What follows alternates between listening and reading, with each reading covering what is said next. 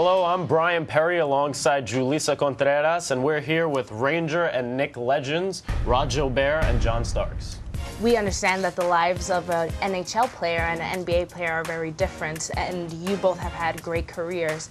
For instance, how does it feel to be a Ranger and see your name hanging from the Garden rafters? The greatest honor given to a player is when he gets involved. They can introduce him to the Hall of Fame, which I was lucky to be in 1982. But before that, they had decided to hang my shirt because they didn't want me to play anymore. And I was the first one at Madison Square Garden. So you can imagine how thrilling that was. And it's such an honor, and it's hard to describe the feeling. Well, talking about the Garden, I know you've played for 4 different NBA teams. How does New York and the Garden differ from the 3 other NBA teams you played with? It's no comparison. I don't care where you go throughout the country and what arenas you play in.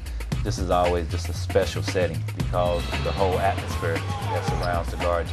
For some reason, guys just love coming here and playing.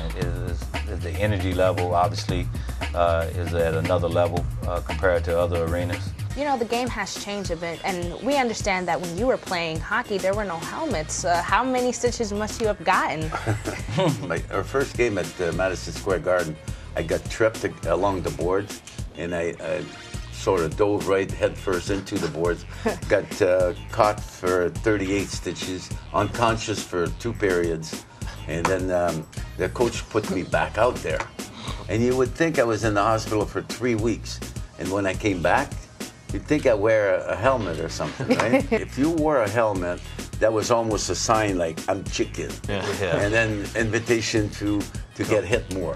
Oh. So you just didn't wear it. That's how the game evolutionized itself, and say, we got to protect our players, you know. Aside from the helmets, both the NBA and the NHL have evolved. Can you specify on the evolution you've seen over the past 10, 20 years in both leagues? The athletes are so much better.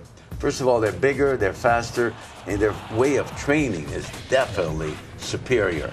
And they have 3, 4 coaches now, you know, to watch out, and they watch the film, and they scout the opposition before they come to play the teams. The fans are lucky now. It's very, very exciting. I think from our game, it's much faster. The guys are a lot bigger. When I played 2 guard. I was only 6'2", and now the average 2 guard height is around about 6'5", 6'6".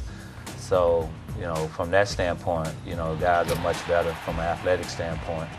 And, you know, the game has speeded up just definitely because of the rule changes where you can't hit as much. And that's something that I ain't like. You know, I like to hit and keep guys, especially guys who's faster than me. Now, speaking of the love and the passion of the game, describe the emotions you felt during the spring of '94.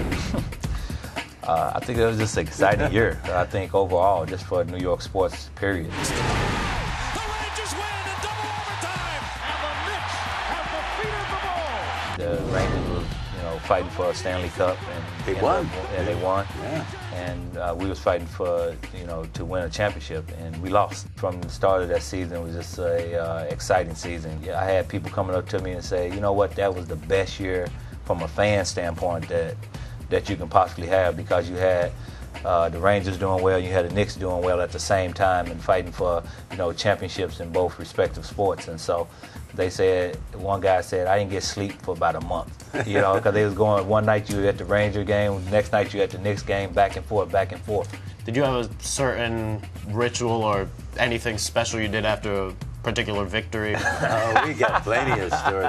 I mean, everybody's superstitious of what they eat, when they sleep, you know, which foot do they lace their skates first, and what kind of gum they chew. I think the only ritual that I had is that I had to, right before the game, I had to get in a room by myself and shut the lights off and just visualize the game. Did you know that it takes the Garden about 5 hours to transform the basketball court into an ice hockey rink?